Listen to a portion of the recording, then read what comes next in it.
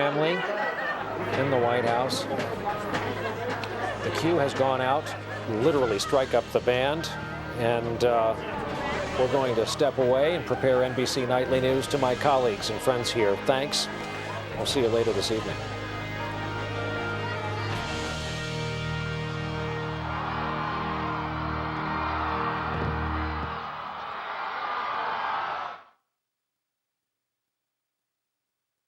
In a world that never stops, For New York is always on. Good morning. At this hour. If it's a breaking story, we're on Our it. content center is following this If it touches your life, we'll be there. On Wall Street, investors... No matter where you are, no matter what time of day. Investigators say who was found. From our content center. To help parents save money. From NBCNewYork.com. We have breaking news at this hour. Covering your neighborhoods, your entertainment, your world. A financial boost from the city. In a world that never stops, we make the choice easy.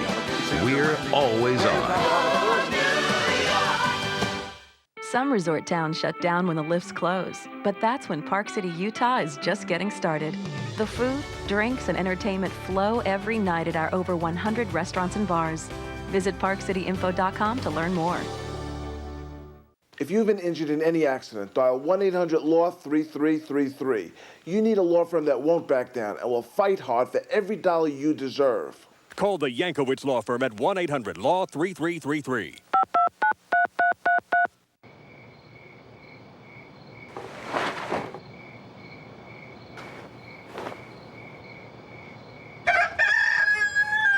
Tired of morning coming in the middle of the night? Ask your prescriber about 2-layer Ambien CR.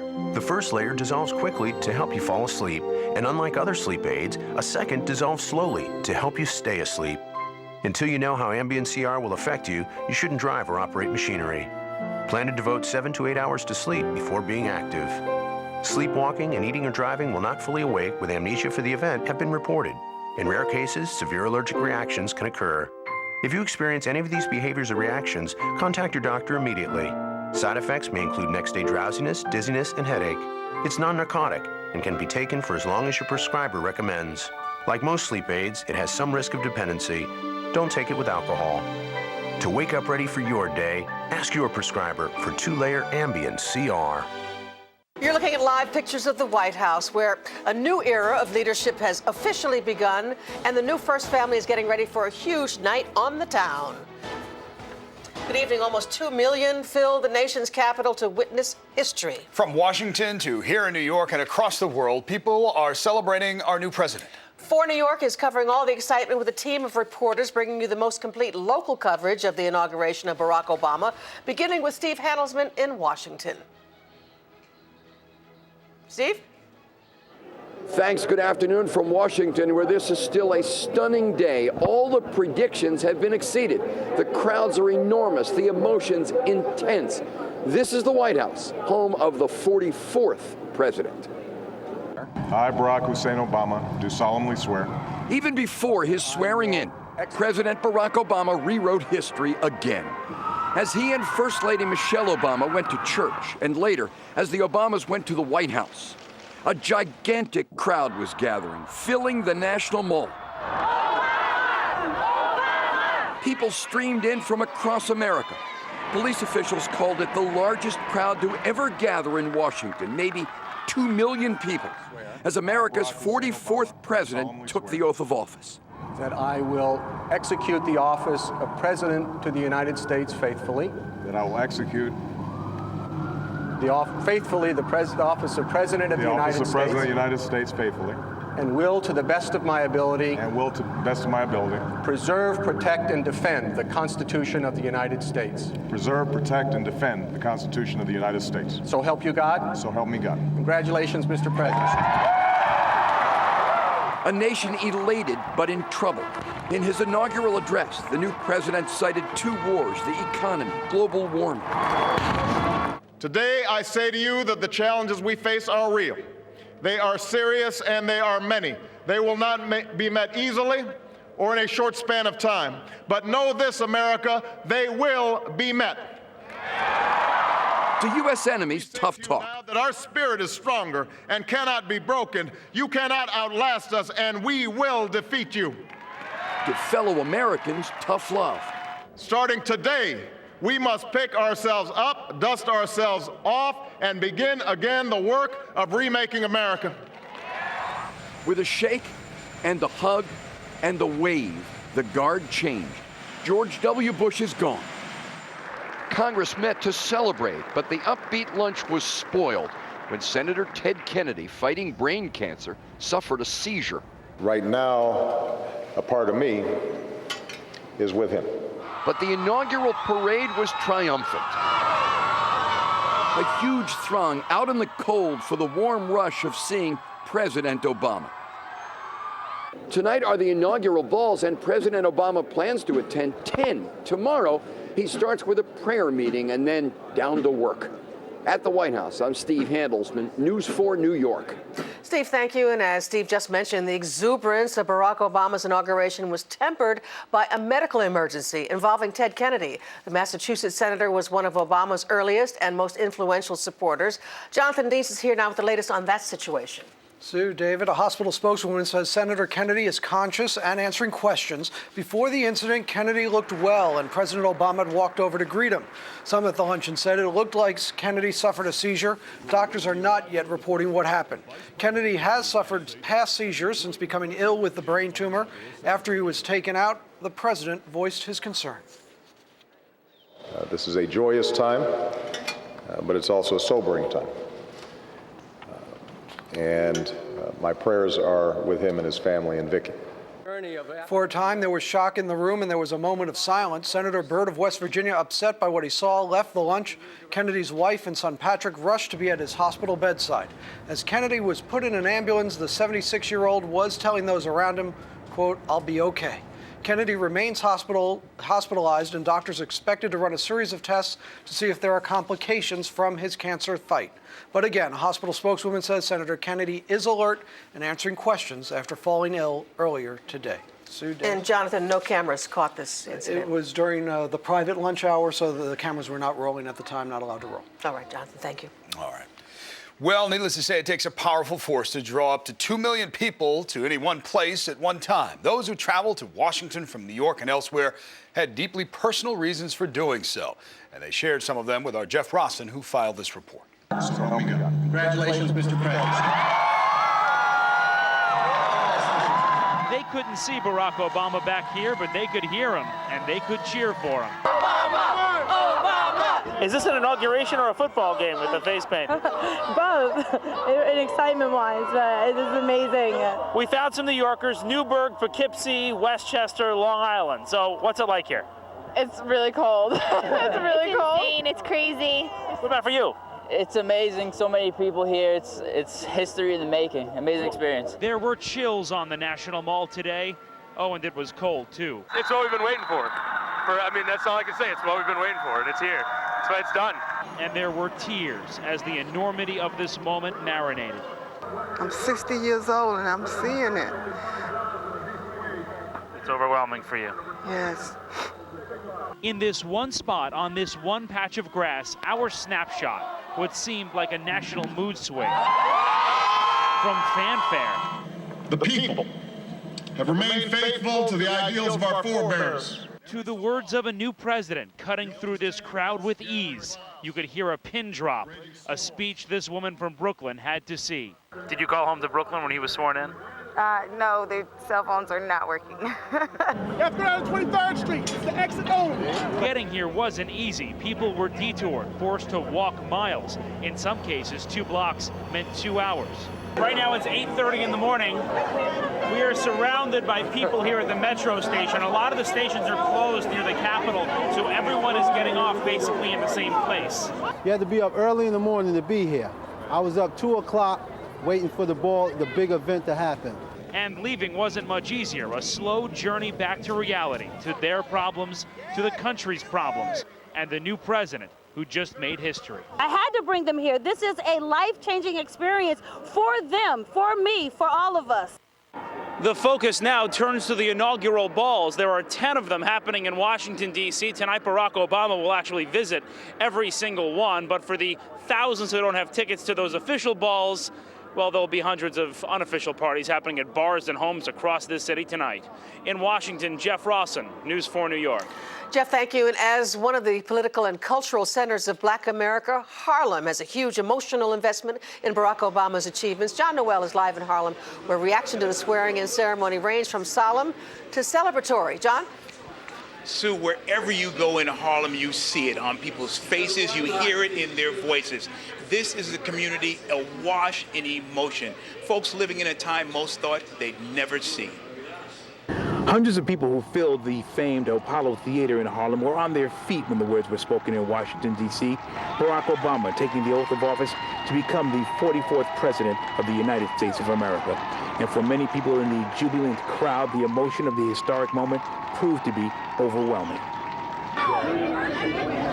I'm sorry, I can't stop crying. I grew up knowing that this would never happen. It wasn't going to never be.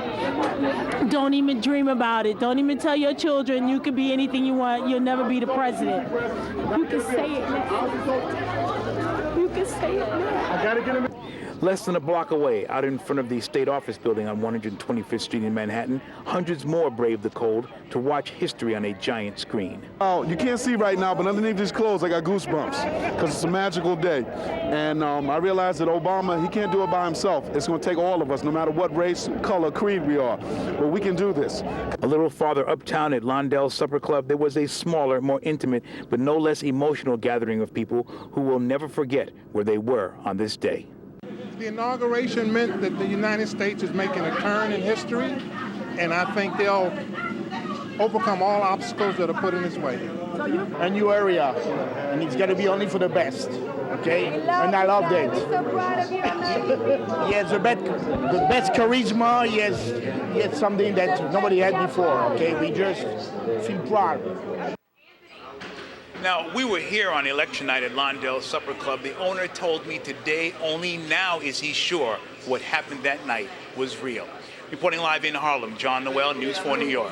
All right, an emotional day there, John. And while we'll get you all caught up on the events that have happened earlier today, we also want to keep you connected to what is transpiring now in Washington. These are live pictures from the inaugural parade that is moving past the reviewing stand there. And you see President Obama and First Lady Michelle Obama. The parade making its way past several VIPs in front of the White House there. And we'll keep that up throughout the program so you can stay in touch. But we also want to remind you and share with you some of the other events. And you know what? Around here, there's a lot of celebrating, as John pointed out. In Times Square, it truly did look like another New Year's Eve. Despite bitter cold temperatures, people stood for hours to watch the live broadcast of the inauguration on the big screen plasma. They held today's newspapers, Obama photographs, and some were even holding Obama, a cardboard cutout of the new president. Hundreds of people also packed Rockefeller Center to watch the inauguration.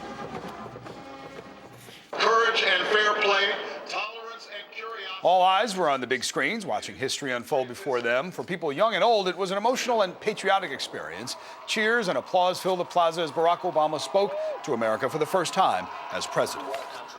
President Obama was able to capture the White House by gathering support from a broad cross-section of voters.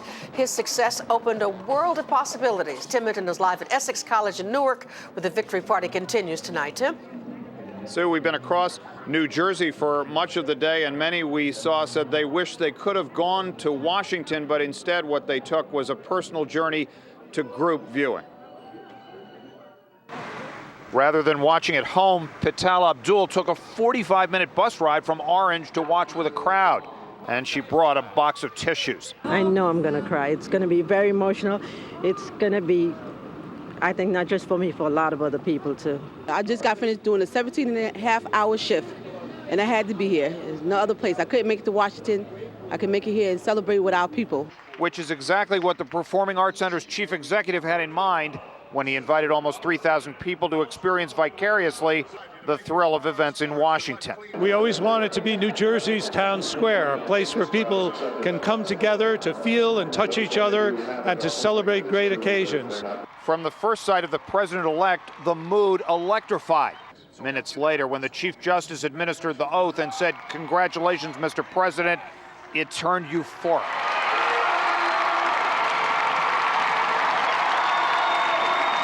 You know, I work on racial integration. I've dedicated my life to working to bring people together. And to see a person who embodies the work that I do is just so amazing. Across Newark, from a McDonald's restaurant to Essex College's cafeteria, every minute of an historic day became the Super Bowl of politics that nobody wanted to miss. Today is very important to not only black people, but to Americans in general. You know, we've really come far, and we are just here to celebrate that. And back live now here at Essex College, where there are no speakers, there's no program. What there is history, and they are talking a lot of that here. We're live in Newark. Tim Minton, News 4 New York. Plenty to talk about, Tim. Thank you. Americans who aren't old enough to vote are still old enough to understand the significance of today's inauguration. Tom Yamas has reaction from young students. He's live in Brownsville. Tom? Well, David, they don't only understand, they've been preparing for this moment since the day after the election. Just behind me, a Barack Obama informational booth with books just above photos of Barack and Michelle Obama. Then across the hallway, right in the entrance of the school, on the other side, the Barack Obama wall, photos, collages, personal reflections from students. For many at PS 323, the Obama presidency means three things. Yes, we can. When children get this excited about politics, something special is happening in Washington. The moment President Barack Obama appeared on screen, students at PS 323 jumped out of their chairs. It gives me hope and more opportunities for in the future. 8th grader Sherwin Renard will never forget seeing Obama take the oath of office. That I could be president of the United States one day. Some students were so moved by this day, they wrote poems to the new president. Have a new, yes, we can have a free world. Yes, we can have no more war. For these youngsters in Ocean Hill, Brownsville, this is a great time for them to see that they can look up to someone, to see that someone that looks like them have arrived in the White House. The God-given promise that all are equal, all are free, and all deserve a chance to pursue their full measure of happiness. Basically, we're trying to let everybody know that you can do whatever you want to do in life as long as you put your mind to it. A majority of the students at PS 323 are black. They've learned about the struggle for civil rights, the leaders who came before President Obama. But now, all they have to do is look up at a television to know they live in a different time in a much different country. Now, coming up later in the newscast, we'll have some students and some teachers from PS 323 to talk about what it meant. We'll talk to them live about the inauguration of President Barack Obama. Reporting live from Brownsville section in Brooklyn, I'm Tom Yamas, News 4 New York. All right, Tom, thank you. And certainly those students also have a lot to reflect upon. And Sue, we join now the Inaugural Day Parade live as it's unfolding in Washington, capping off. Really not capping off because there's still inaugural balls to go forward, but certainly a day-long number of events. So much to take in. The emotion of the day, the history of the day. Yeah, I'm wondering what struck you, Sue, because we know that the night that he won the election, you and Chuck were sitting here and you reflected on many things, and as you saw some of the events today, I'm wondering what thoughts struck you. Well, I guess all we can do is relate personally to this. Yeah. And of course, my mind goes back to just before I was born, and my parents fled here from Chicago as an interracial couple, trying to seek refuge in housing. And you know, a lot of people don't remember that New York City, in fact, was segregated housing-wise for many years, right up until maybe the 60s.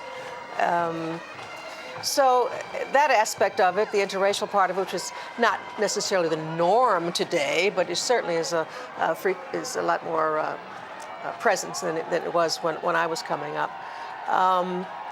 You know, I remember my folks talking about Joe Louis fighting in the 40s and how that was one of the only things black people had to be proud about then, was that we had a black heavyweight champion. And now we've got a new kind of heavyweight champion. Exactly, and it did strike me that they tried to blend that generational aspect to it throughout today. Congressman John Lewis, who of course had his head bloodied in the civil rights struggle, Muhammad Ali, and so much of the civil rights battle was fought, you know, in the boxing ring, as you just mentioned, Joe Louis, on the baseball diamond, on the football field later, and all of that was woven in today as we look at these kind of colorful pictures now coming from the Inaugural Day Parade, even some young students from our area participating in this parade for the 44th President of the United States. And they will remember this day forever. Oh, without question, without question. wonder how long it took them getting ready for this parade. You know, kids get so excited. I remember getting excited by the Columbus Day parade. Of course, you know? yeah. And this one in particular, they knew they'd be the world focus, practicing, the nervous tension, the long day, the long walk to even get where they needed to be today, as we heard from Jeff Rossen earlier.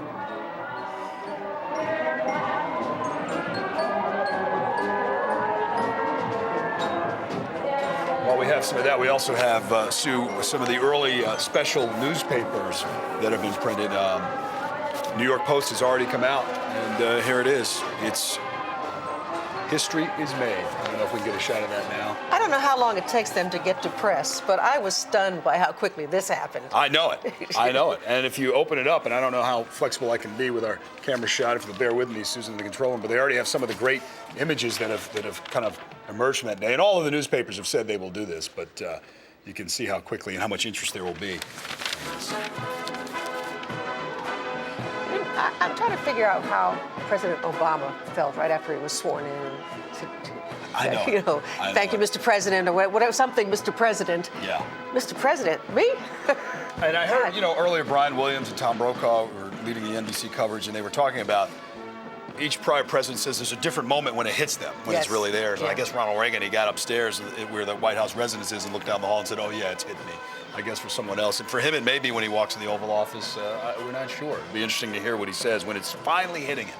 And I wonder how extensively they've talked to their children about how their lives are going to change and what their demeanor should be and giving them, you know, some wisdom. Yeah. So I understand that NBC's Deputy Political Director, Mark Murray, is also available to talk with us now as we look at these pictures of the parade moving forward. Mark, you've been down there, and this has been quite a day there. I'd like to know, first of all, just what struck you. Well, it's actually been quite a last 4 days, and I think that's probably the biggest thing is how just long this celebration, the pomp and circumstance has gone on. You know, sometimes we forget that 8 years can be a very, very long time, and the time between transitions of power, and just seeing all of this happen, the parade, the celebrations, that's what's striking to me. Mark, we've seen obviously the pageantry. It was well choreographed, but we turn our thoughts, and even Barack Obama himself said that there is much work to be done. And obviously, we've still got a long night of celebration coming up, 10 balls, inaugural balls. But tomorrow, Mark, what happens? What's on the agenda? Where does he start? Well, it's not even tomorrow, it's right now. Yep. And, you know, there are so many challenges that he has, and a large part of his inaugural speech today was telling the American public just how big these challenges are. One is obviously dealing with a very troubled economy. Barack Obama is trying to sell his economic stimulus plan, $825 billion. Also managing 2 wars, one in Iraq, the other one in Afghanistan. Also, really urging the American public to be patient, telling them that this is actually going to take quite a while. All right, NBC Deputy Political Director Mark Murray, thank you for your thoughts and insights as we again look at the inaugural day parade before the reviewing stand there in front of the White House. And it's interesting, Sue, there's so many emotional touchstones, but I thought of one today. You know, early in this campaign, I was out in front of the Sheraton over in Midtown trying to get into an Obama fundraiser. And, you know, he didn't spend a whole lot of time campaigning in New York. It seemed as if a foregone conclusion that it would go his way once he was the established Democratic nominee. But he did come here stealth-like and collect a lot of money. Mm-hmm. And I was thinking about how we couldn't get in. We were politely asked to leave because that was a more... Well, were you there personally or no, we were trying to cover... We were trying to see who some of the early donors were and find out. Yeah, I was there on behalf of Channel 4. I was out there with a cameraman. And it just struck me, though, that for all of this, the pageantry that is unfolding today and the history of it, we're reminded, too, that this was a very tactful and strategic campaign that he ran, and that really contributed to him being there as well. The ability to collect so much money and to win in some of those smaller states. And all of that is flooding back today as we look at this momentous occasion today. I mean, tactfulness had to be the call of the day for him this last 2 or 3 weeks when so many things have been happening and people are calling on him to, what are you going to do, what are you going to do? And he had to keep reminding us that President Bush was still in office. He required that respect any president is due, and that he couldn't say anything. So I'm sure he's just straining to get ready, you know? Looking at the inaugural day parade, the University of Delaware there, the marching band, and what an honor it must be to be asked to participate in this. And Sue was talking earlier about how long it must have taken them to prepare for it. They're probably conducting routines that they've done before, but they had to get it just perfect for today. Now, if you had your druthers, would you want to be at one of those balls tonight? Well, I'll tell you, it's kind of interesting to be a witness there, but, it's going to get such a glimpse of him, It's not like I'm going to be able to shake his hand. Oh, no. Certainly, you know what I mean? And no, unless the rest of the group is a party bunch. No, they whiz in and whiz out again. All right. Well, Long Island already has a school named for Barack Obama. Right. And that school, along with a theater, were turned into inauguration viewing centers. And Greg Sergel dropped in. It's truly a day for America. It's almost like a birthday party. They watched on computer screens and 4 movie screens. Close to 600 people who first left food and clothing for the needy, then came together at Huntington's new community cinema to share a moment in history. My father always told me you could do anything, and I think that it confirms that. LaQuetta Goodwin's emotions weren't unique. As she watched the nation's first black president, Gwendolyn Bolton thought of her mom marching for civil rights in Georgia. He looks like me. Tell me I can't do anything. I can. That feeling of optimism was also palpable at a special school in Hempstead. Good morning, Barack Obama Elementary School. May I help you? It's believed to be the first school to change its name in honor of the new president. It's an honor to the whole school. And while their projects honoring Barack Obama may not last, what will endure for these kids may well be the message of this day. He showed us how to follow our dreams as he follows his dreams. A valuable lesson for kids who face challenges similar to those that once stood before the man they watched become president. I gave up my tickets to the inauguration so that I would be able to look at the faces of these children. This is a happiness that our whole community is sharing. Greg Sergel, News 4 New York. Now, if you missed any of President Obama's speech, you can still watch it on our website. You'll also find video clips and photo galleries from all over today's events. Just log on to NBCNewYork.com. Continuing to stay with these live pictures here on a day that, of course, has been filled with pageantry and celebration. This is the inaugural day parade making its way in front of the reviewing stand. And Sue and I were commenting that there really hasn't been, there's been barely a moment for the Obamas to kind of relax. I think the girls were able to get away and maybe get some moments, but they've gone from obviously this morning coffee with the Bushes. Well, our spokesman just a little while ago said, well, his job starts today. Yes. Well, I don't think he has time. I mean, is he going into a room every 5 hours and taking a phone call? I mean, right. Really, how is that possible? There's a shot of the Vice President, Joe Biden, and of course a lot was made of the little comment from Jill Biden, Dr. Jill Biden yesterday. Well, I want to ask you about that, yes, David. Yes. Mrs. Biden said that Joe Biden actually was the first choice for Secretary of State, and I kept waiting for Mr. Biden to say, no, that's not so, honey. Yeah, right, I know. He really didn't. Apparently off camera we couldn't see he was trying to shush her, but he didn't really knock that down, did he? There was a statement put out afterwards saying, I guess proverbially, what she meant to say was But that ultimately he was always considered for the vice presidency. But I guess that was just part of the, Barack Obama wanted to move quickly. He felt he had to move quickly, and so they were moving quickly, and certain decisions were made. But one can only wonder what the Clintons, or Hillary at least, was thinking about that. Right. What does it matter? I mean, she has the job, and he has the job, and hopefully, presumably confirmed. It was apparently being held up by one senator that it could have happened today. But does it have to be unanimous? Well, I guess he has the ability at least to hold it up for one day with his vote, but ultimately I think it will probably clear tomorrow is what we're hearing, and we'll have more information on that later in the broadcast.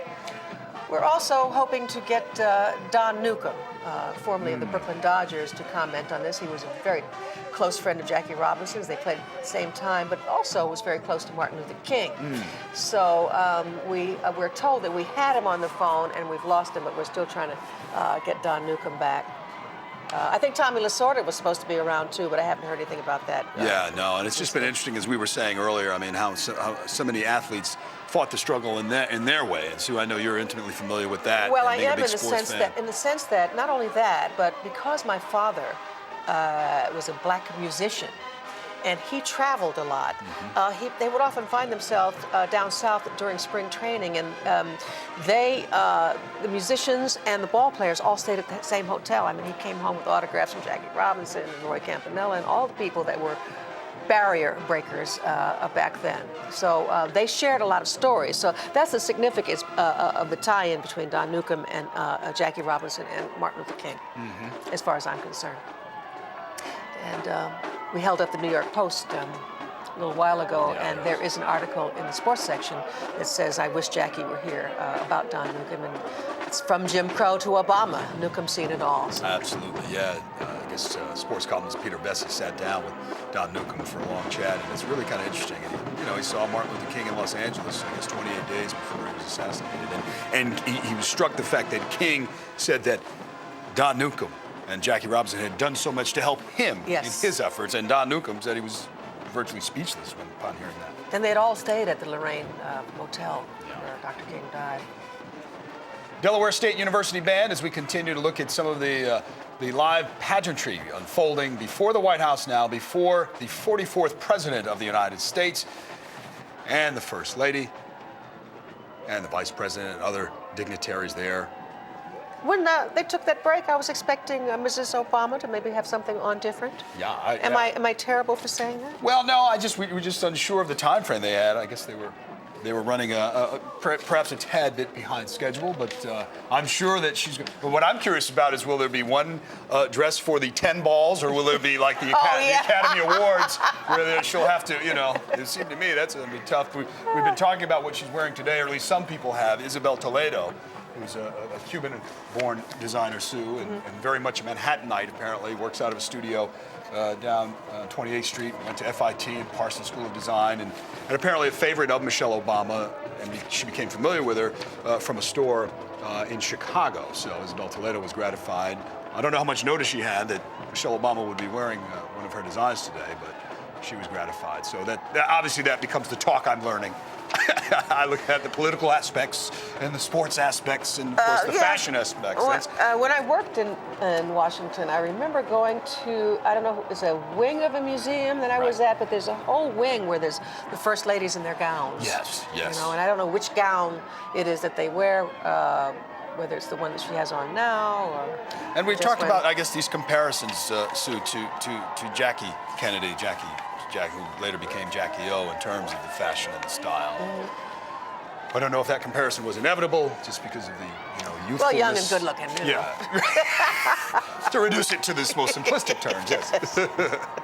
But also, Jackie Onassis got a lot of credit for sprucing up that White House and making Washington, D.C. and the whole country more art conscious.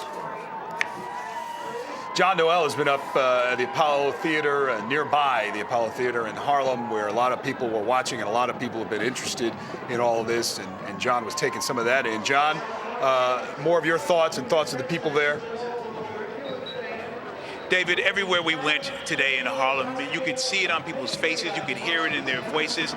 This was an emotional day for folks in Harlem. Now, we were also in Harlem on election night. We were here at Londell Supper Club, and with me now is Londell Davis, the owner of Londell Supper Club.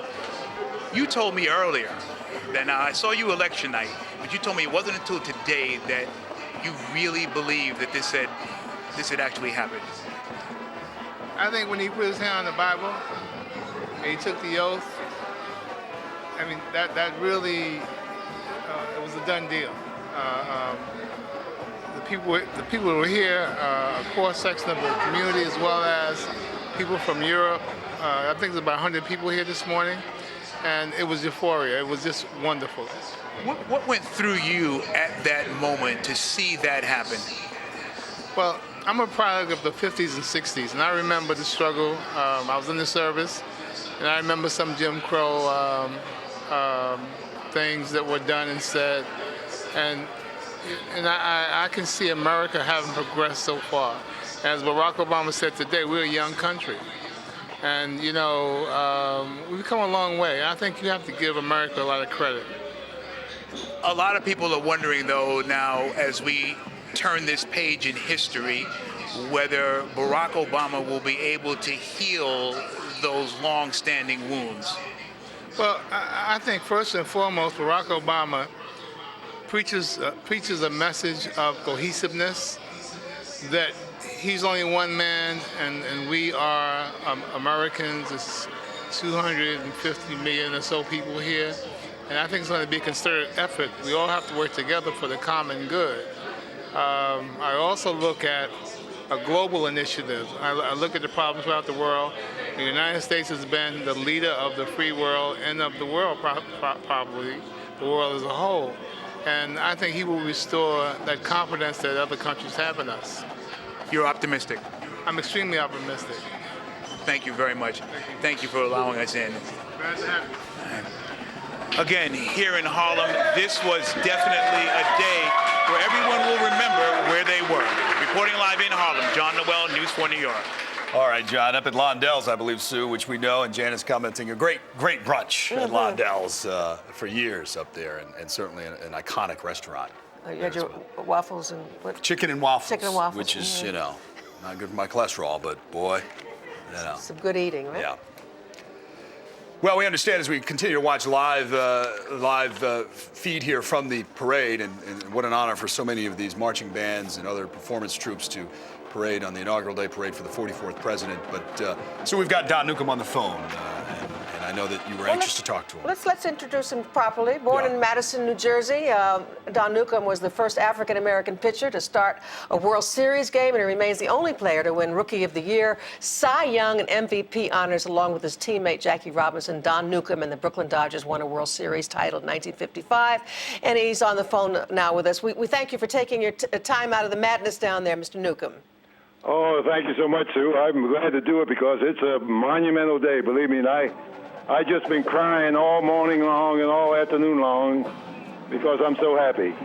We were talking on the air about an article that appeared in the paper this morning, an article that referred to your interview recently with Pete Vesey, and I was talking about how you were tied to Martin Luther King in a sense, and that you guys, when it was segregated in the South, you had to stay at the same hotels.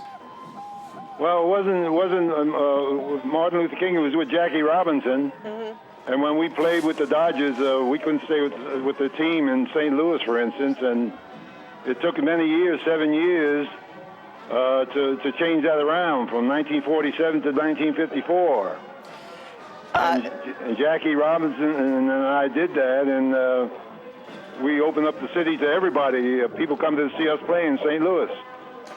One of the things in the article that also interested me, Don, was that you talked with Martin Luther King shortly before he went to Memphis and died there. And you asked him why was he going when he was so tired? Yes, Sue, he was a personal friend of mine, and he came to my house for dinner 28 days before he went to Memphis. He was on his way back to Atlanta, and he stopped by my house, and we had dinner, and he said to me, Don, you and Jackie and Roy will never know how easy you made it for me to do my job and what I'm doing in civil rights and what you men did on the baseball field. Yeah, people forget that, don't they, that how difficult it was for baseball players and to get into the major leagues, even sometimes not being welcomed by teammates. Yes, well, I wish I could hear more about teammates in the Obama administration. We were a team, and we all got to get together as a team and help our president to make his job a lot easier, just like we did Martin in the tough job that Martin had doing his job. Hey, Don, this is David Usry with Sue, and I'm just curious. There were people talking earlier about this generational change in leadership, and initially some African-American political leaders were skeptical, and it changed probably Iowa when he won the Iowa caucus. And I'm just curious, Don, when did this strike you that Barack Obama could potentially become president of the United States, given everything that you've seen and everything that you were on the front lines for? David, I'll be honest with you. I never thought I'd live to see it happen. I'm 82 years old, and I never thought that I'd live to see it happen where the United States would have a black man as president. And I'm going to be honest with you.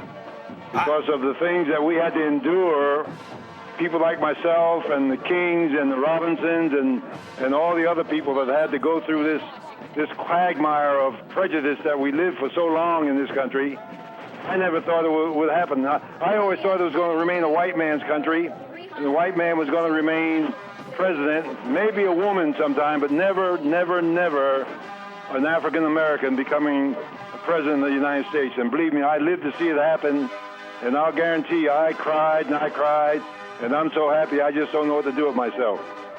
You know, people will never be able to imagine the indignities, the little simple things that happened every day. For instance, my father, who had to travel because he was a musician, had to teach himself to cut his own hair.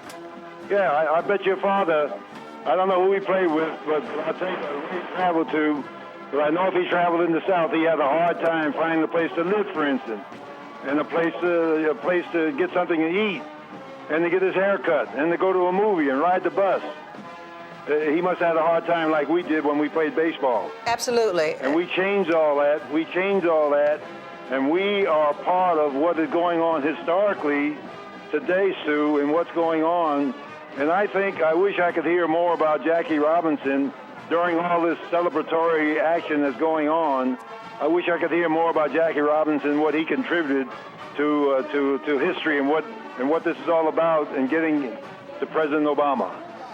Don, before we get too far ahead of ourselves, though, I do have one question for you. You know, it's always part of the discussion in terms of black head coaches or even black ownership of major sports franchises. Do you think, and again, not to get too ahead of ourselves, but do you think this could be a pivotal point in that regard as well in the world of professional sports? There's no doubt about it. Listen, we got the brains, we got everything, but we have that black skin. And I think our black skin is the thing that keeps us from being trusted by people who own the major league clubs like football and basketball and baseball, and they kind of feel at odds. I remember my friend Larry Doby, he got a chance to manage the White Sox some years ago, and because he had black skin, the owner told him that he could not hire a black manager because he couldn't sell season tickets to white people in Chicago to manage that team. Now, and Larry didn't get the job. So you see, there's something wrong somewhere, David, and that had to be changed. Now maybe the attitudes will change with people who are in a position to make these changes. Well, you know, we're seeing attitudes change slowly. I mean, how long did it take to get a black quarterback in the NFL and coaches? So we're moving along, Don, and David and I want to thank you so much for taking time out from the inauguration celebration and joining us for just a few moments. Well, thank you so much, Sue, and thank you, David. Hi. All right. Thank you, Don. Tracy Potts has been a witness to history, of course, fulfilling her journalistic and reporting duties, but she's been right there in the middle of it. She's on the National Mall since 4 o'clock this morning. Tracy?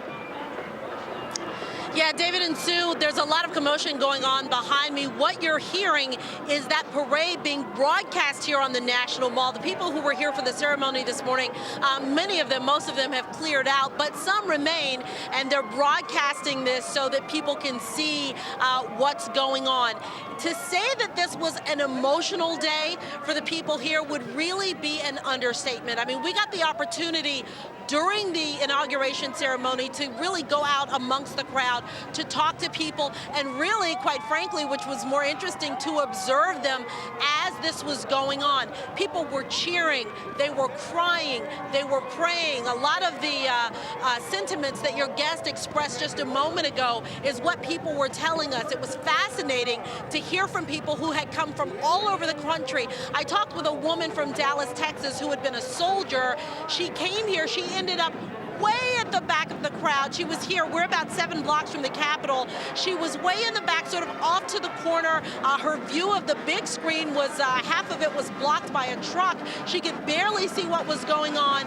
None of that fazed her. She was in tears. She was so happy to see this historic day. And that's the sentiment that we've heard from a lot of people. They feel a unified spirit. Now, of course, it is the challenge of President Barack Obama to take that unified spirit and apply it to some of the challenges that he talked about in his speech today that we're experiencing in this country. Indeed, Tracy. Yeah, I'm curious. I mean, did you hear from folks? Of course, they're happy for the day, but also concern about managing high expectations for the president and results, because even he has said this could be a solution that is years in the making. Yeah, absolutely. And of course, his biggest challenge is going to be to deal with the economy, something that we've been following very closely here in Washington. You know, after he was elected, I was in Chicago during election night. The first thing he said was, we are not going to solve these problems overnight. We're not necessarily going to even solve them during my first term in office, certainly not during the first year. And that's typical. Presidents, when they are first elected, try to bring down those expectations. Of course, the job is difficult right now because the expectations are so high because we're facing such challenging times. Part of that will be solved with smart diplomacy, with smart leadership. Part of that will be solved through garnering a spirit of unity in this country. And that part, of course, he appears to be well on his way to doing.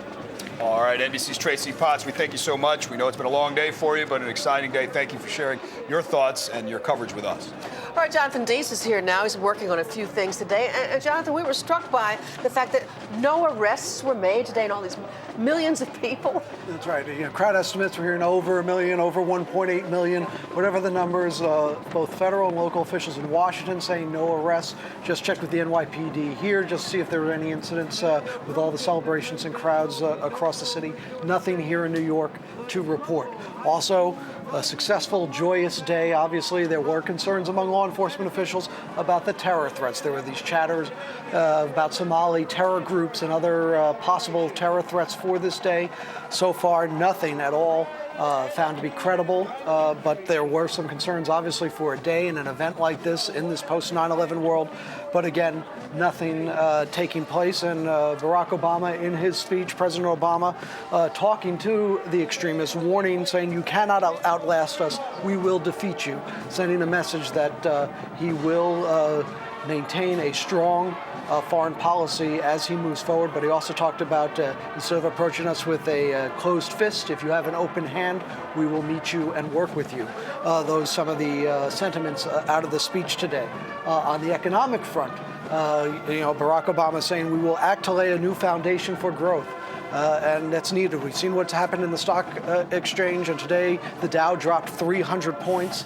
The president saying he will be meeting with his economic advisors tomorrow, and business is underway. Lots of partying, lots of celebration tonight, but it's to business tomorrow. Economic meetings tomorrow. The Senate confirming 7 cabinet secretaries today. Still Hillary Clinton, Secretary of State, to go tomorrow. You mean there's actually business being conducted in Washington today? There is, and there's a lot of work to be done, as we know, given some of the concerns of both foreign and what's going on with the economy. Yeah, Jonathan, you mentioned the stock market is still roiled by fears about the banks, including a major bank in Scotland. So we didn't get any Obama bump, at least not today. But I want to ask you about security. I know you've been in touch with some of your sources in the security community.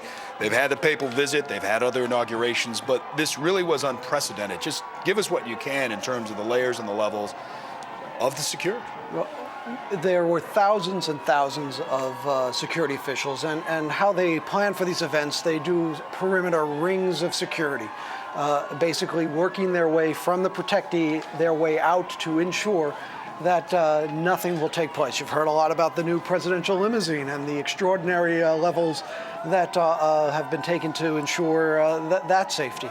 Again, there were threats, there were concerns that they were monitoring and keeping track of. And you can see right there in that picture, he's behind bulletproof glass, as is customary with, presidents before him as well. But clearly extraordinary security measures being taken, and they will certainly continue throughout his administration, given the nature of the threats that exist in today's world. All right, Jonathan. You got any more? Well, there's tons to talk about. Well, I think it's always, but I think one thing, which you guys were speaking to just a moment ago with Trace, is just the significance of this. And I was struck by Colin Powell. I've seen him interviewed around all the networks today, and he was speaking, and he said basically on a day like this, you just start tearing up. And just the significance that it means, for the African-American community and also for this nation and how far we've come. And, just really a touching. So African-Americans are celebrating because the man is African-American. But Americans are celebrating because the country's ready for change. Yeah. The Colin Powell's an interesting point, because a few years ago it was thought that he might be the first major candidate, at least, to run for president. Of course, his family did not want him to. But he seems to be overjoyed himself and said this is the right time. Interestingly today, I heard him interviewed, and he said, though, I'm still a Republican, and this may need to be a wake-up call for the party, not just but how they're managing their message. And we know, of course, the Republican Party is trying to regroup right now in the face of this election. It'll be interesting to see how the Republicans try to pick and choose their battles with this extraordinarily popular president, and where they move through both with the economic spending and the bailouts and the trillions of dollars that. One thing's for sure, there will be battles. Oh, sure, yes. There will be. You know, there's too many controversial and heavy issues going on. Tom Yamas is in Brownsville with some students standing by. Be interesting to see their perspective, Tom. Well, Sue and David, you can probably remember those rare moments in elementary school growing up when the teacher allowed you to watch television. It was usually during some monumental news event. That's exactly what happened today at PS 323. Joining me now are two students and the principal here. First, Ilona Goodrich, 7th grader. What did it mean for you to see Barack Obama be inaugurated today? It was very inspirational to see that, because it shows that no matter what race you are, you can achieve and succeed in life to be whoever you want to be. Just follow your destiny. And it shows that it's a very good encouragement to us. It is.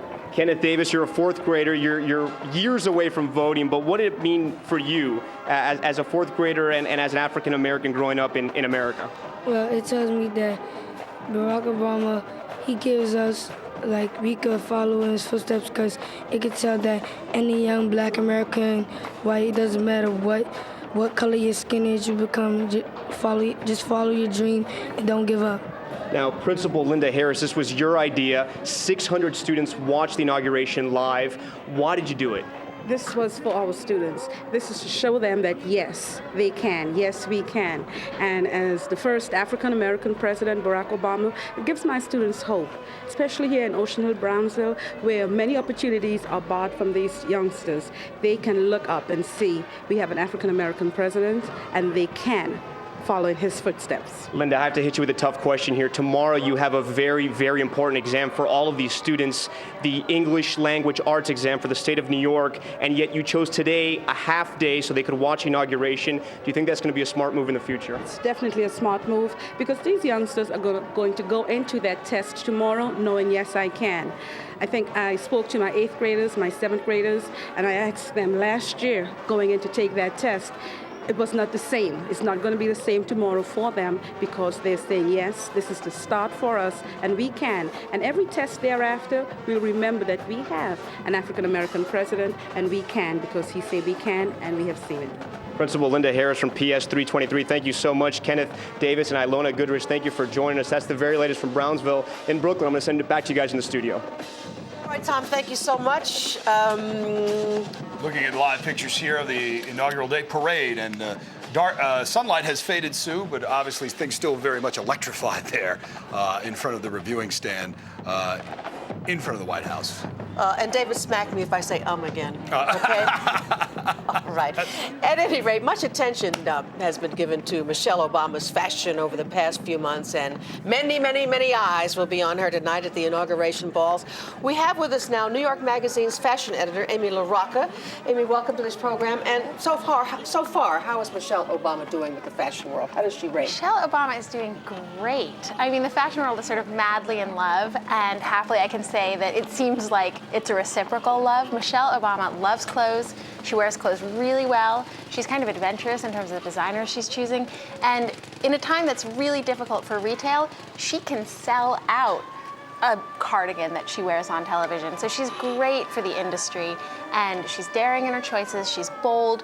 She favors designers that we haven't seen anyone in this kind of position wearing before, who are sort of independent designers based in New York, all American designers. So she's great for the industry. When you say she's bold, I thought back to election night when she wore that red and black number. She took a little criticism for that one. She took a little criticism for it. I thought she looked great, and I think she looks fantastic today. Today she's wearing Isabel Toledo, who is a very independent designer based here in New York. She's Cuban-American. She's sort of long beloved by the fashion industry and a little bit lesser known outside of New York and fashion circles, so it's great to see her taking that kind of a you know, stepping out like that and supporting a kind of small business. Yeah, I mean, I'm reading because, as you know, fashion may not be my strong point, Sue. Sorry, but I'm reading that she discovered Isabel Toledo in a store in Chicago that she really likes, with also Narcisco Rodriguez. Tell us about these kinds of designers that she may tend to favor right now. She's a long-standing client of a boutique called Ikram, which is in Chicago, and through Ikram, she's bought designers like Azzedine Alaïa, who's not American, but is sort of the godfather of the avant-garde. And she, through Ikram, I think she started looking to designers like Narciso Rodriguez, also a designer named Takun. She's working with a designer named Maria Cornejo, who has a line called Zero, which is based on Mott Street, in Little Italy. And I know that Maria Cornejo has done a great range of things specifically for Michelle Obama, and she's been wearing them throughout the inauguration week. So these are some sort of great designers who people might not have known of before, and have gotten a tremendous boost from Michelle Obama. She's a tall woman, wears clothes well, but she has to be careful because of her hips. The fashion industry is not kind to women with hips.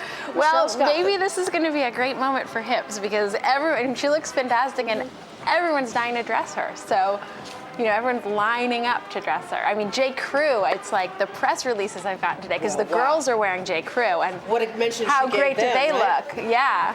Was it after? I think it was after Sarah Palin drew all the headlines about her budget. It was something like $150,000 for her clothes.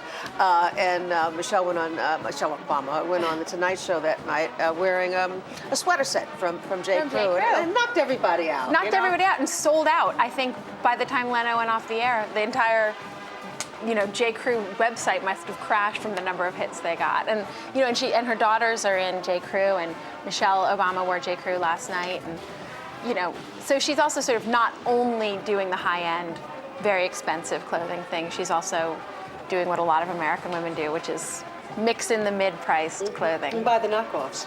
Yeah, exactly. The fashion world just went crazy when I said that. Well, but they always have the less expensive version. Lines, yeah. Amy LaRocca, we thank you for coming by. Thank you so much. And we proceed on now. Yes. Nation's capital, David, might have been just a little crowded today. Wee bit, Sue. Still a bit crowded, but some lucky New Yorkers got to witness the inauguration in a place with some historical meaning of its own. And our government affairs reporter, Melissa Russo, has that.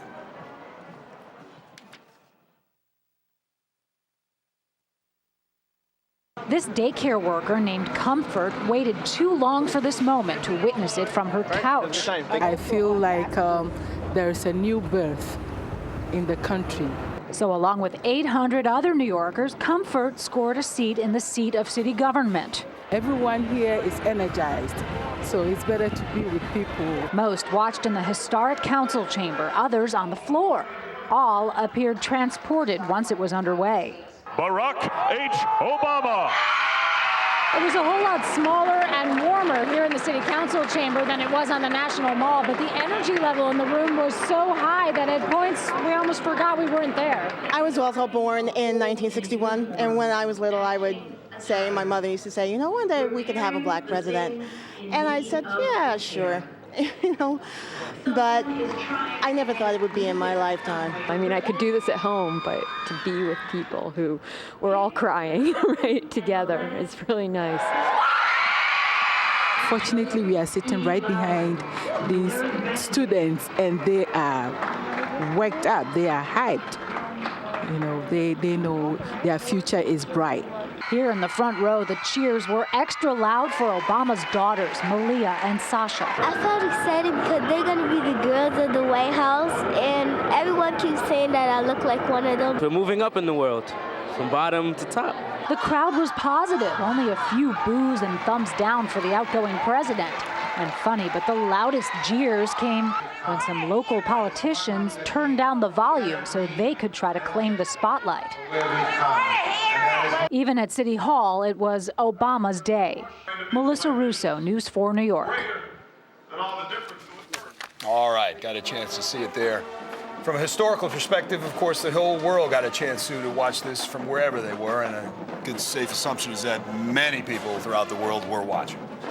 Well, judging by the primaries alone, at the end of the primaries, when he made his trip over to Europe, he was treated like a rock star. So We've been looking at these live pictures, Sue, of the inaugural day parade. I said, No, that's all right. It's fine. Robert F. Kennedy used to say all the time. Right. Some of our tri-state area folks are well represented here, and this is quite an honor for them. The Tuskegee Airmen have participated in this parade, according to a list I have, and we've been interviewing a couple of them before they left. It's always nice to see them, isn't it? Because, my goodness, yes. Because they were so skilled and came back to a country that wasn't quite ready for them. No. So, and many of them in their late 80s, early 90s. Mm-hmm. Some of them even too frail to make it, but some are. And I'm thinking of Roscoe Brown, the captain, and Colonel Lee Archer, some of the people from our area who are down there as we look at the president-elect saluting. The president, look at me. Yeah, See, I knew it was going to happen once. The President Obama. Well, we went back and forth with that. We was calling him president too soon. We're calling him president-elect too long. Right. But he is Mr. President as of this moment.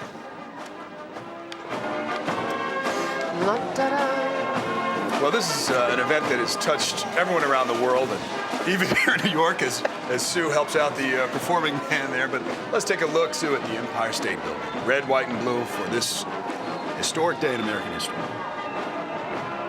I'm still wrapping my arms around it. I'm sure you are as well, David. I was in my apartment today, and I said, we are watching history. I don't care how many times we say it. It's amazing. That's right. And I heard many people say, no matter what political affiliation or where you come from, you have to be struck by the turning of a page in United States history.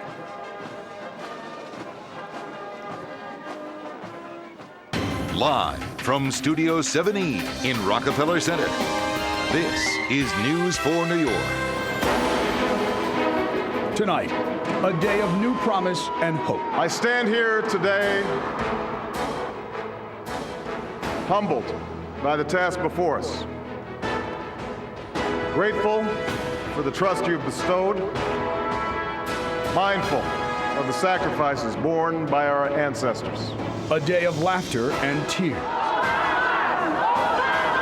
A day of history. I, Barack Hussein Obama, do solemnly swear. From the tradition on the steps of the Capitol to the celebrations on the streets of New York, the transition of power is complete with the inauguration of Barack Obama. And good evening. We take you back live to Washington as we continue our special coverage here on News 4 New York. The inaugural parade is still flowing down Pennsylvania Avenue from the Capitol past the White House. And there will be some tired folk who sleep well tonight. Good evening. Chuck is off tonight. President Barack Obama's moment has arrived. Well, the Democrat applauded by millions in Washington and millions more nationwide. Today's inauguration, a moment of celebration during this difficult time for the nation. And our team of reporters has been following the historic event all day long across the tri-state and Washington, D.C. We begin our coverage with Andrew Siff and today's powerful changing of the guard. Andrew. Well, David and Sue, as you guys were just talking about, if there's one quote we've heard most since Barack Obama's election, it's, "I never thought I'd see the day." Well, today, nearly 2 million people in Washington and tens of millions more watching around the globe did see the day. We must pick ourselves up, dust ourselves off, and begin again the work of remaking America. The nation's 44th president described gathering clouds and raging storms in a world full of challenges.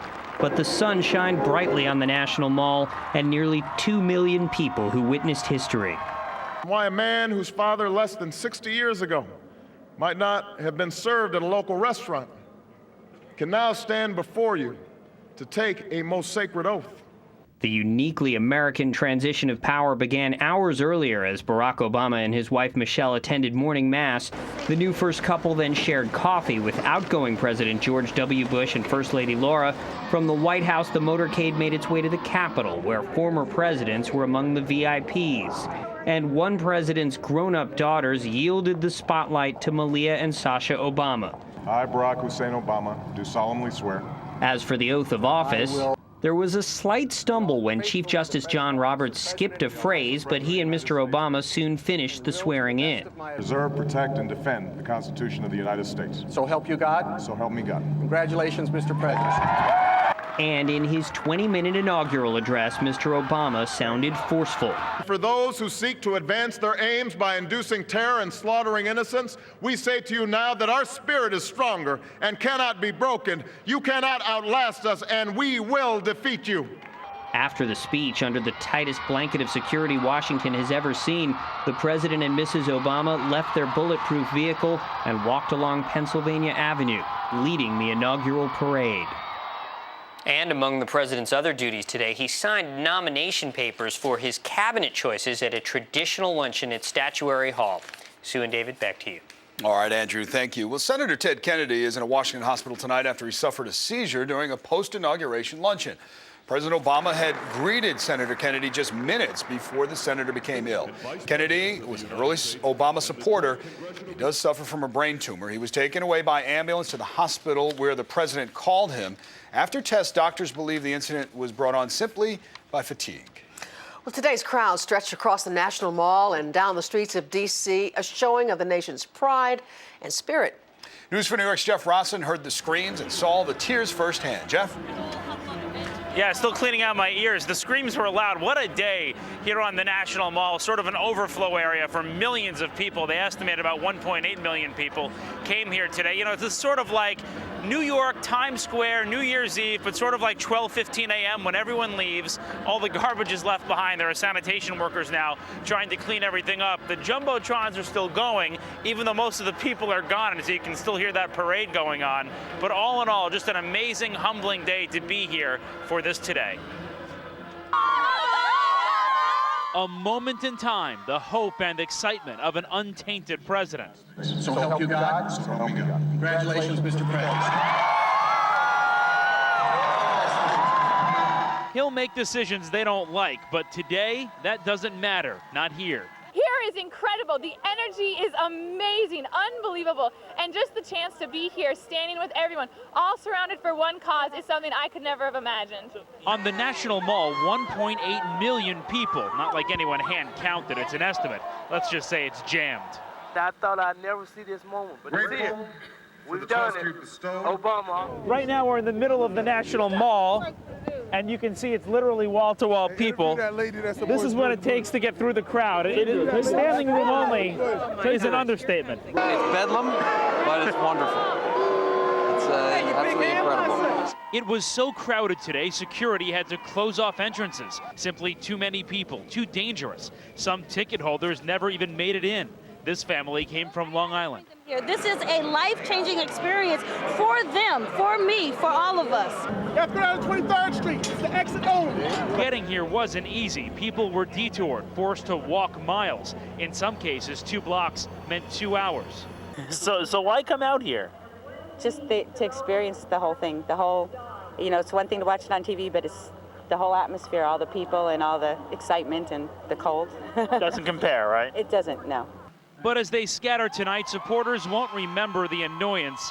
They'll remember the story of Barack Obama and the day he made history.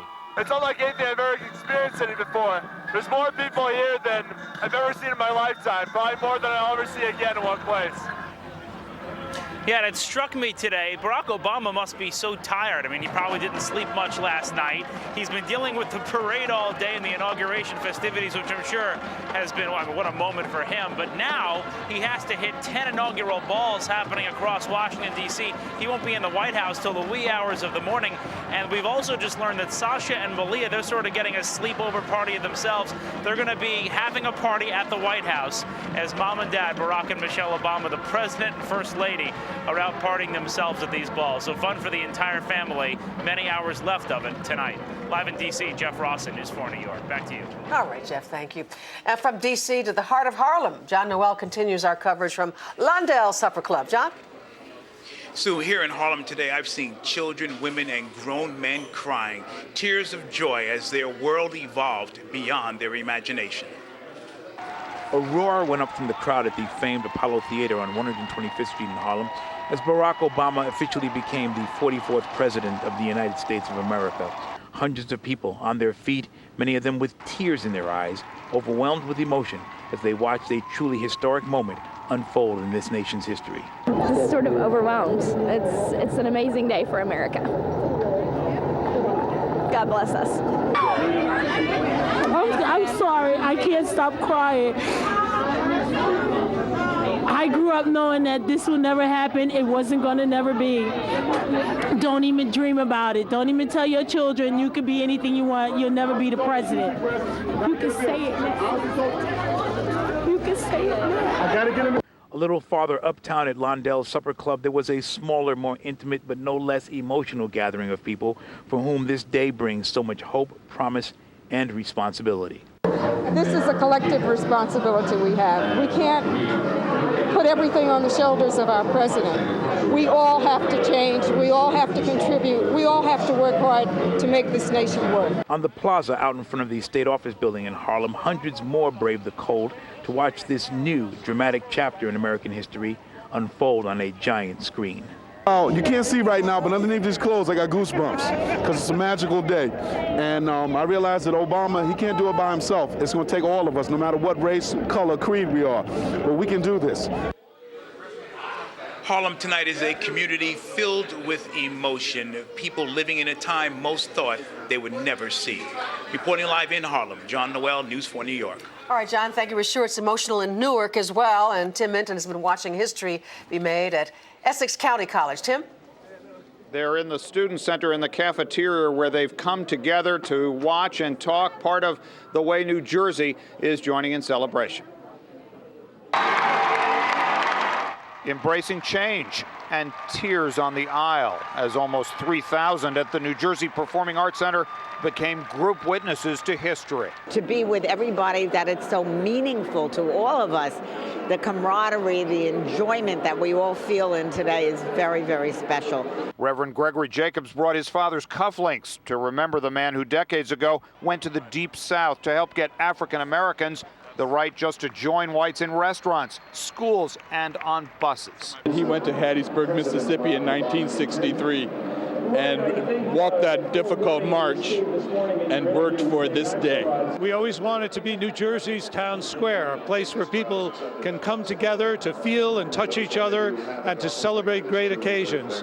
From the first sight of the president-elect, the mood electrified. Minutes later, when the Chief Justice administered the oath and said, "Congratulations, Mr. President," it turned euphoric.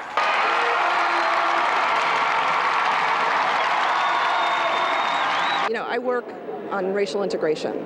I've dedicated my life to working to bring people together. And to see a person who embodies the work that I do is just so amazing.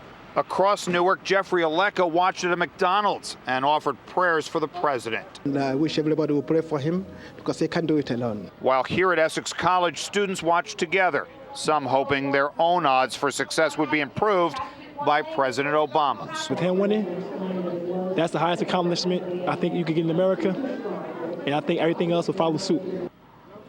This was a moment in history on which many families declared individual but collective national holidays. One was typical. Evelyn Gonzalez Spivey brought her 3 sons to the New Jersey Performing Arts Center, and a neighbor's son. She said, "We're worrying about the history today, and I'll figure out the note to the teacher tomorrow." We're live in Newark. Tim Minton, News 4 New York. All right, Tim, thank you. Well, on the phone with us, Sue, is someone who knows a little something about making history, the former mayor of New York City, David Dinkins. And Mr. Mayor, in January 1990, many stood at City Hall and shed a tear as you took the oath of office. I'm wondering your thoughts on this day. Well, like so many others, I never thought this day would come because, you see, I'm a child of the Depression. Long before Dr. King, I recognized what a terrible, terrible time we had, those of us of color.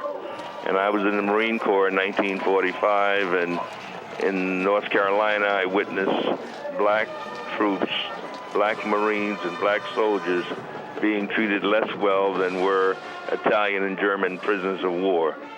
So I really, really thought this day would never come, but I'm delighted that it has. Mr. Mayor, I'm curious your thoughts when we heard today about sort of the generational, I don't know if gap's the right word anymore, but of course, politicians from your era and now Barack Obama and the mayor of Washington, D.C. and the mayor of Newark. Your thoughts, you know, there was some skepticism. How does this baton get passed and what happens now? Well, I think that it's good that I've heard our new president say that he recognizes that everybody stands on somebody's shoulders. And some of us have said that for years. Everybody stands on somebody's shoulders. And by that, we mean Malcolm X and Dr. King and Sojourner Truth and Harriet Tubman and Rosa Parks. And for me personally, it means Percy Ellis Sutton, who ran for mayor in 1977 with such class and distinction that no one laughed at me when I dared try in '89. Indeed, Mr. Mayor, and I'm wondering now, your thoughts about managing expectations. I mean, there's euphoria of this day, but there are real challenges facing Barack Obama, and I know there were real challenges facing you as a mayor of New York City. Your advice to him, if you had him on the phone. Well, I wouldn't presume to offer him advice, but I would make the observation that any executive, be it a mayor, a governor, or a president, needs to be surrounded by capable, honest people on whom he or she can rely. And I think that President Obama has done that. From what I see so far, he's surrounding himself with a cabinet that is tremendously capable and persons on whom he can rely. He cannot possibly do it alone. The 106th mayor of New York City, David Dinkins. Mr. Mayor, we thank you for taking a few moments with us. Thank you. Take care. And we'll be back in just a few moments.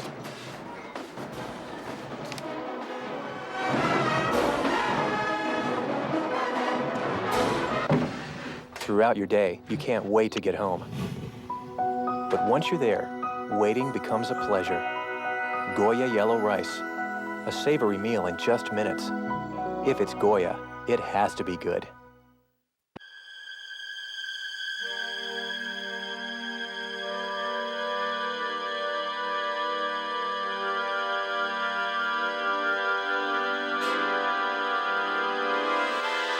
Are you still getting your TV through an antenna?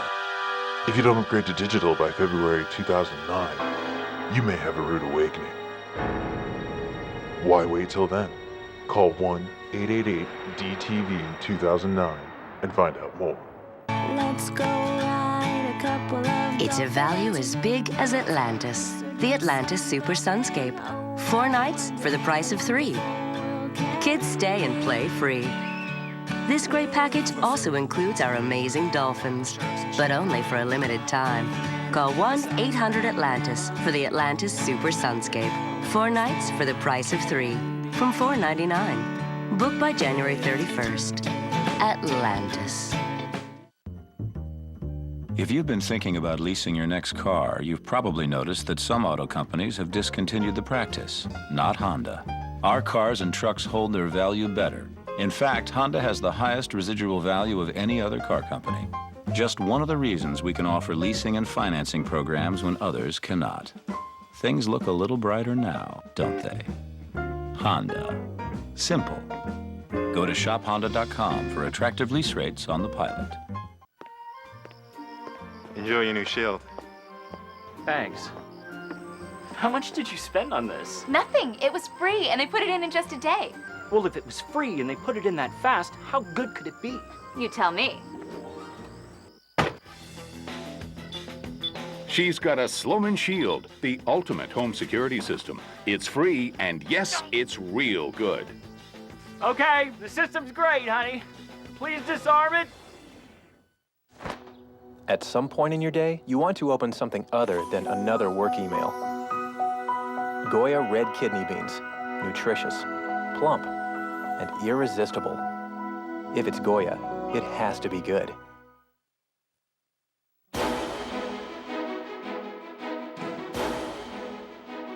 Courage and fair play, tolerance and curiosity. Hundreds packed Rockefeller Center to watch President Obama take the oath of office. All eyes were on the big screens as history unfolded before them when Mr. Obama gave his inaugural address. And we've been showing you, Sue, how the inaugural parade is making its way past the White House. And among those participating are 14 boys from a home for troubled kids in New Jersey. New Jersey reporter Brian Thompson got up very early this morning to meet their bus on its journey to Washington. You got your blanket. You got your long johns. Your long johns go on now. Bleary-eyed, shortly before 3 a.m., the Bonnie Bray Marching Drum Corps, all 14 members at this residential treatment home for boys in Bernards Township, made ready for the day of their lives. The rhythm was there, even if the drums were still being loaded into the belly of this bus. And then it was time to roll. I'm very nervous. I'm scared I'm going to drop my stick or something. Down the byways and highways of New Jersey, on to history. I have a chance to tell my grandkids I went to Obama's inauguration. We're making history today. And it means a lot to me that I'll be able to see the first black president. What more could we ask for? First black president. On this long bus ride that so many others were taking from all over the nation, there was a sense these kids are fully aware of this moment. I would have never thought that it could happen because of people still being racist and stuff, but it's a good thing. Barack Obama wrote a book called The Audacity of Hope. The idea that 14 kids from troubled backgrounds could march in an inaugural parade suggested Obama could add another chapter to that book. And ready to march they were. Weeks of practice, donations of drums and uniforms and so much more, so that these kids, with so little hope at home, could march in the biggest parade in the nation. Brian Thompson, News 4 New York. We'll be thinking about this day for quite some time. Helping us mark the moment are special inaugural editions of our newspapers. They've been hitting newsstands this afternoon. The Post front page says history is made. And what is the extra Star Ledger say? Yeah, there you go. He takes oath of office and calls for a new era of responsibility. Yeah. Tom Yamas continues our coverage live in Brownsville with what kids are saying about the day. Tom?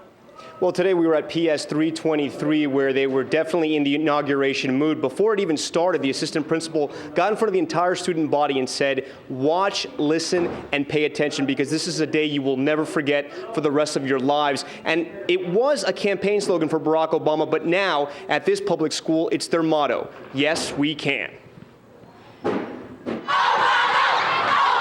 When children get this excited about politics, something special is happening in Washington. The moment President Barack Obama appeared on screen, students at PS 323 jumped out of their chairs.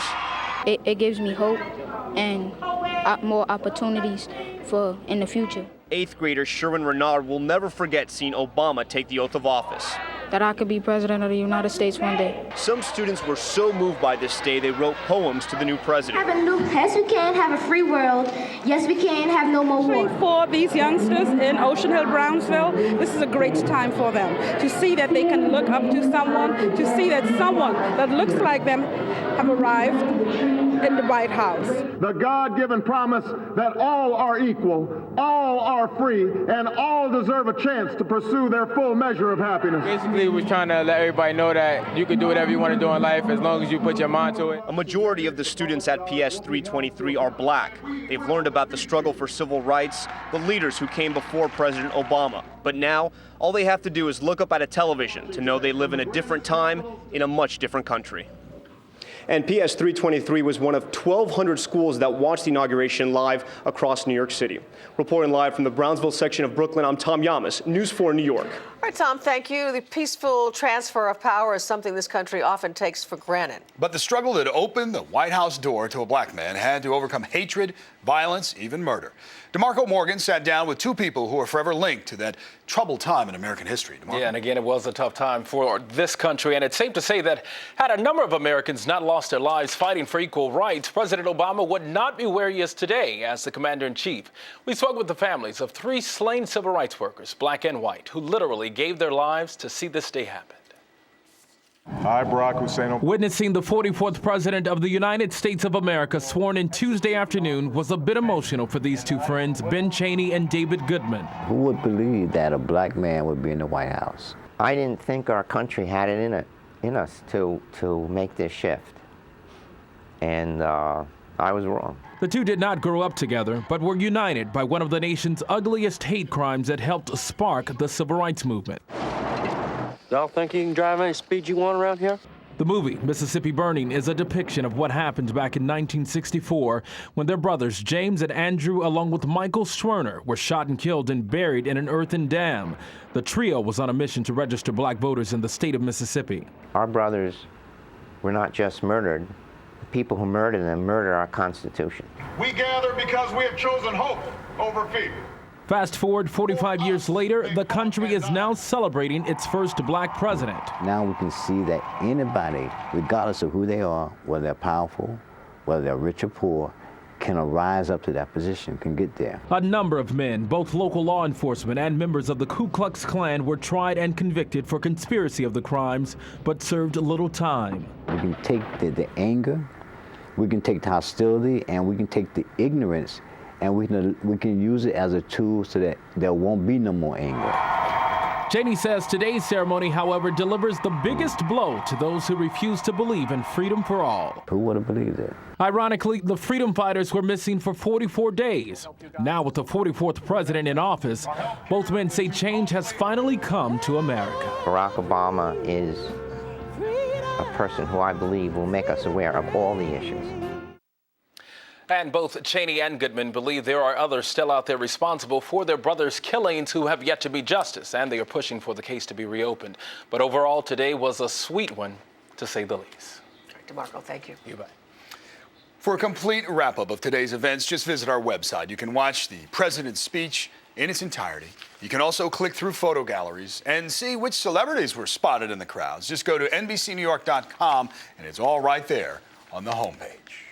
Well, Janice Huff is here now, and Janice, it looked much colder in Washington than it seems to be here. Is that so? Well, no. They're actually they're going to get just as cold as we'll get here tonight. It has been turning colder there. At least they had a sunny day. I was happy about that. But yes, it was a bit on the chilly side. And tonight their temperatures will drop into the teens and wind chills right around 0. Our high today was 29, and it'll be a little bit colder the next couple of days. A low of 19 this morning. It will warm up by the end of the week, though. 27 in the city right now, 19 in Montgomery. 25 at Seaside Heights, and Somerville at 26. Philadelphia's 27. Look at the cold air, single digits and teens from Chicago across the Great Lakes to Cleveland and to Johnstown. So some of that cold air is pouring our way. We will see a nip in the air for the next 24 hours. They had snow over North and South Carolina this morning. Not much, but snow nonetheless. Our weather was sunny here all the way down the corridor down to Washington, D.C., and we were thankful for that, certainly. But it will warm up by Friday. We're looking at temperatures in the 40s. So with that said, we've got to deal with a really cold day tomorrow. Again, 27 with sunshine, 37 Thursday, up to 42 on Friday, and then cold air swings back in over the weekend. There's also a chance of snow coming up again on Monday into Tuesday. That's your weather. Now back to you. All right, Janice, thank you, and we'll be right back.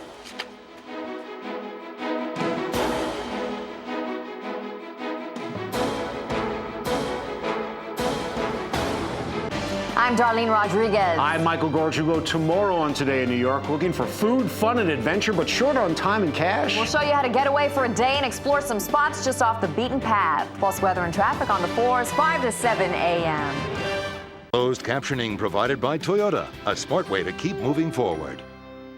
Heaven is as close as Park City, Utah, and the world-famous slopes of the canyons, Park City Mountain and Deer Valley Resorts.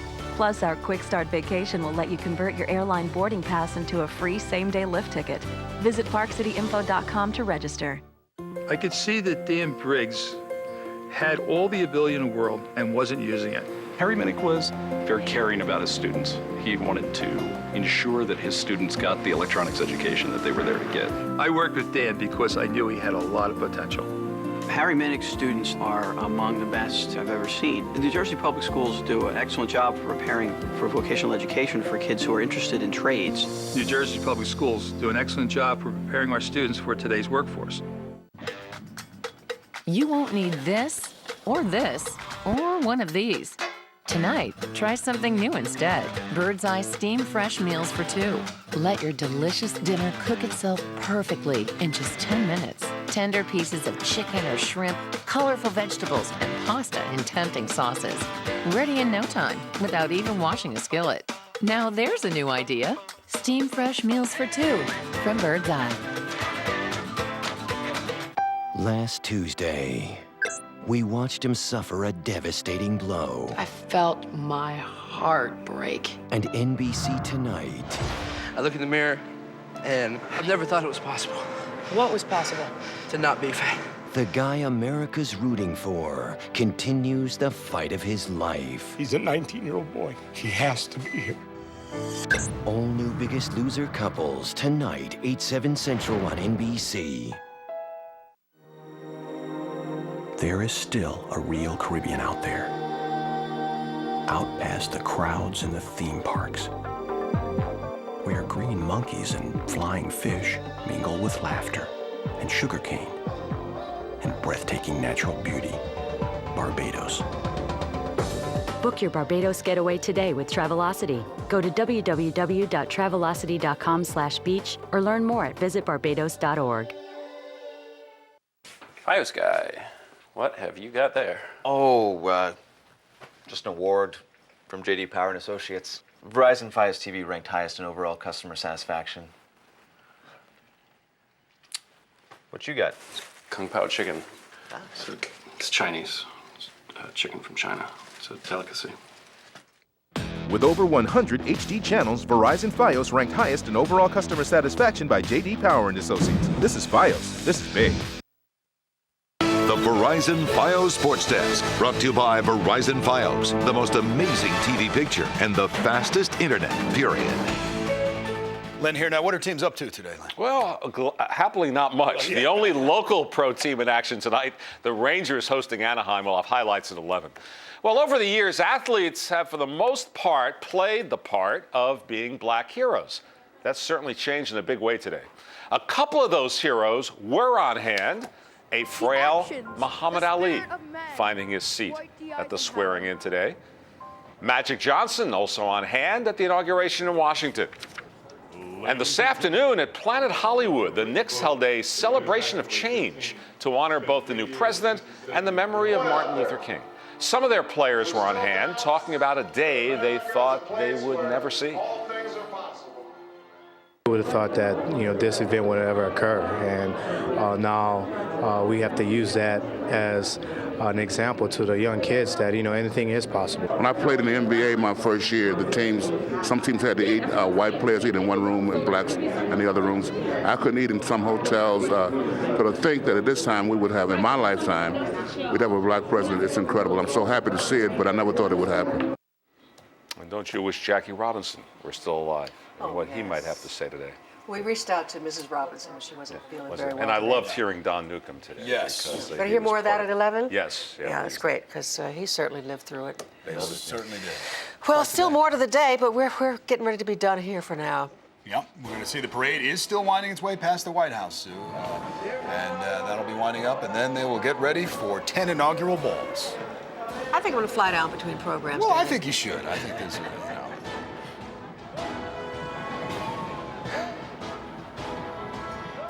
Look at that.